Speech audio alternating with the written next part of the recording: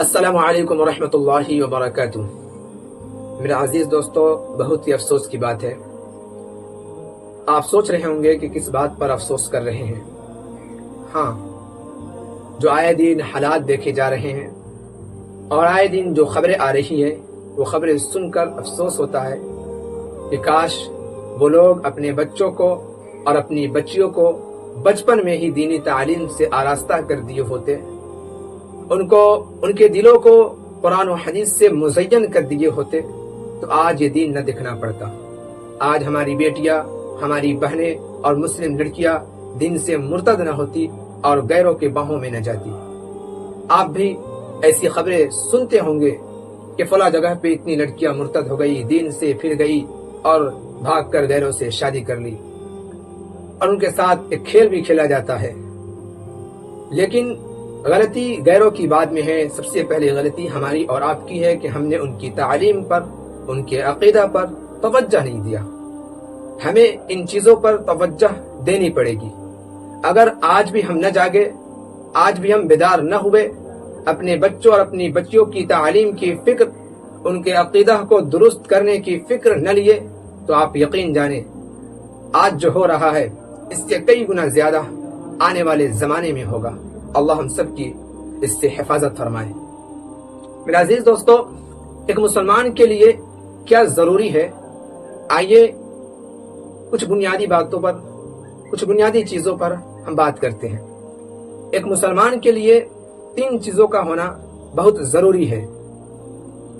ایک مسلمان جہاں کہیں بھی جائے اور جہاں کہیں بھی رہنے کے لیے جائے یا زندگی بسر کرے، تو اس کو اپنا مکان بنانے سے پہلے، اپنا گھر بنانے سے پہلے 3 چیزوں کی فکر کرنی چاہیے۔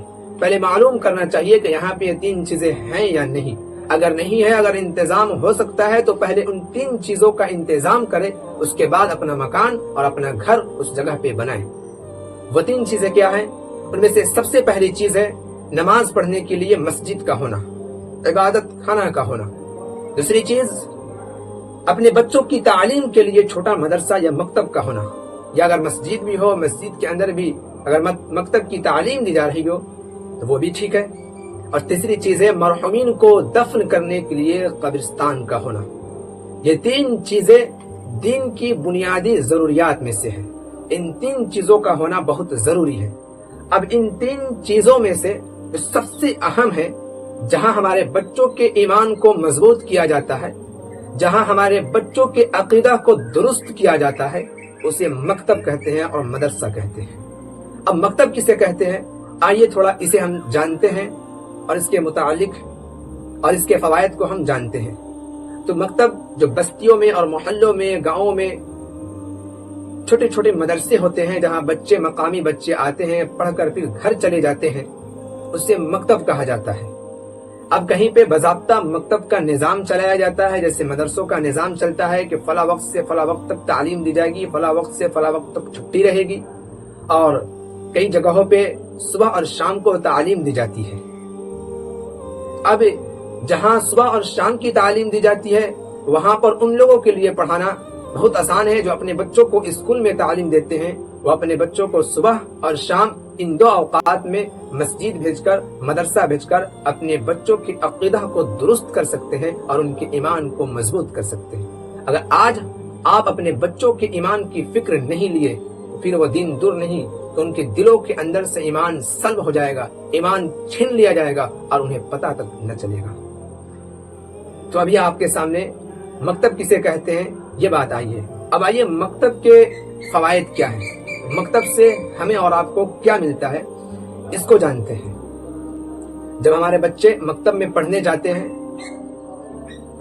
اور وہاں پہ تعلیم حاصل کرتے ہیں، مکتب یا مدرسے میں جا کر دین کی تعلیم حاصل کرتے ہیں یا کریں گے، اپنے عقیدے کو ٹھیک کر لیں گے۔ وہ جب وہاں جائیں گے تو اسلامی عقیدے سیکھیں گے، اللہ تعالی کی پہچان ہو جائے گی، حضرت محمد صلی اللہ علیہ وسلم کے ساتھ محبت ہو جائے گی، قرآن کی تعلیم حاصل کریں گے اور دین کی بنیادی اور ضروری تعلیم ان کو مل جائے گی، تو انشاءاللہ ان بچوں کا ایمان محفوظ بھی رہے گا، اور آنے والے زمانے میں جس میدان میں بھی وہ رہیں گے اپنے ایمان کی حفاظت کریں گے، انہیں پتا ہوگا غلط کیا ہے صحیح کیا ہے، اپنے ایمان کی حفاظت کی فکر بھی لیں گے اور انشاءاللہ کبھی وہ مرتد نہیں ہوں گے۔ مکتب کی اہمیت کو سمجھنے کے لیے میں آپ کو ایک مثال دیتا ہوں۔ ہماری زندگی جو ہے وہ ایک عمارت ہے، ہماری ایمانی زندگی ایک عمارت ہے اور مکتب اس کا ستون ہے، پایا ہے۔ جب یہ ستون اور پایا ٹھیک رہے گا تو انشاءاللہ ہماری زندگی بھی اور ہمارے بچوں کی زندگی بھی ٹھیک رہے گی۔ اگر یہ ستون ادھر سے ادھر ہو گیا تو پھر ہماری زندگی درست نہیں رہے گی، ٹھیک نہیں رہے گی اور ہمارا ایمان بھی ڈاواڈول ہونے لگے گا۔ اس کو آپ یوں سمجھے کہ بدن کے اندر ریڑھ کی ہڈی کی جو حیثیت ہوتی ہے، اگر ریڑھ کی ہڈی ٹھیک رہے، درست رہے تو انسان صحیح سے چلتا پھرتا ہے، لیکن ریڑھ کی ہڈی کام کرنا چھوڑ دے یا اس میں کوئی تکلیف ہو جائے تو پھر انسان کا چلنا پھرنا بہت مشکل ہو جاتا ہے۔ بالکل اسی طرح یہ مکتب اور مدرسے ہماری ایمانی زندگی کی ریڑھ کی ہڈی ہے، لہٰذا اس کا خاص طور پر دھیان رکھا جائے اور اپنے بچوں کو ان مکاتب میں اور مدارس میں اور جہاں مساجد کے اندر تعلیم دی جاتی ہے وہاں مساجد میں پابندی کے ساتھ ضرور بھیجا کرے۔ انشاءاللہ اس سے ان کی زندگی سورے گی اور وہ پھر نبی صلی اللہ علیہ وسلم اور صحابہ کرام کے زندگی کے مطابق اور ان کے زندگی کو پڑھ کر، ان کے زندگی کو سمجھ کر اپنی زندگی کو بھی اس پر ڈھالنے کی کوشش کریں گے۔ اب مکتب میں ہمیں چند بنیادی تعلیم دینی ہے، تو وہ چند بنیادی تعلیم کیا ہوگی اسے آپ ایک مرتبہ سماعت کر لیں۔ وہ چند بنیادی تعلیم جو ہے ان میں ایک چیز عقائد ہے، ان کے عقیدہ کی درستگی، دوسری چیز بچوں کو صحیح قرآن پڑھانا، تیسری چیز ضروری دینی مسائل، چوتھی چیز نبی کریم صلی اللہ علیہ وسلم کی مبارک سیرت سکھانا، پانچویں چیز ان کو اخلاق سکھانا، اور چھٹی چیز جو ہے وہ محفوظات۔ اب یہ ساری چیزیں کیا ہے؟ عقائد، بچوں کو صحیح قرآن پڑھانا، ضروری دینی مسائل سکھانا، نبی کریم صلی اللہ علیہ وسلم کی مبارک سیرت سکھانا، اخلاق سکھانا اور اسی طرح محفوظات۔ انشاءاللہ اس پر تفصیلی بات اگلی ویڈیو میں ہم کریں گے۔ آج کہنا یہ مقصد ہے کہ آپ مکتب کی اہمیت کو سمجھیں۔ جہاں مسجد کے اندر تعلیم دی جاتی ہے تو دین کی بنیادی تعلیم کی اہمیت کو سمجھیں اور اپنے بچوں کو سب سے پہلے دین کی ضروری مسائل، بنیادی باتیں سکھائے اور ان کے اندر نبی صلی اللہ علیہ وسلم کی محبت پیدا کرے، اللہ کی محبت پیدا کرے، توحید اور رسالت کا علم سکھائے۔ انشاءاللہ یہ ساری چیزیں اگر آپ اپنے بچوں کو سب سے پہلے دے دیتے ہیں تو دنیا کے کسی بھی میدان میں جائیں گے، کسی بھی فیلڈ میں جائیں گے تو اللہ اور اللہ کے رسول کے احکامات اور رسول اللہ صلی اللہ علیہ وسلم کے فرمان کو نہیں بھولیں گے اور حلال حرام کی تمیز کریں گے، غلط صحیح کی تمیز کریں گے اور حق کے لیے لڑیں گے اور انصاف کریں گے۔ آج کل اسکولوں کے اندر ہمارے بچوں کے اندر دینی تعلیم نہ ہونے کی وجہ سے ہمارے بچوں کو جب وندے ماترم کا نعرہ لگایا جاتا ہے بچوں سے اور پرارتھنا کے وقت بھارت ماتا کی جے اور اس طرح کے بہت سارے شرکیہ الفاظ استعمال کیے جاتے ہیں، بچوں کو پڑھایا جاتا ہے، ہمارے بچوں کو معلوم نہ ہونے کی وجہ سے وہ ہمارے بچے بھی پڑھ رہے ہیں۔ جب ہم اپنے بچوں کو یہ ساری چیزیں سکھائیں گے تو ہمارے بچے اس سے گریز کریں گے، پرہیز کریں گے، اور یہ کب ہوگا؟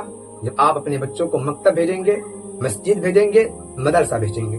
انشاءاللہ میں امید کرتا ہوں آپ اس پر عمل کریں گے اور یہ ساری باتیں آپ کو سمجھ میں آئی ہوں گی۔ ملتے ہیں ہم اگلی ویڈیو میں، ان بنیادی جو 6 چیزیں آپ کو بتائے ہیں ان بنیادی چیزوں سے متعلق تفصیلی بات لے کر انشاءاللہ اگلی ویڈیو میں ملتے ہیں۔ السلام علیکم ورحمۃ اللہ وبرکاتہ۔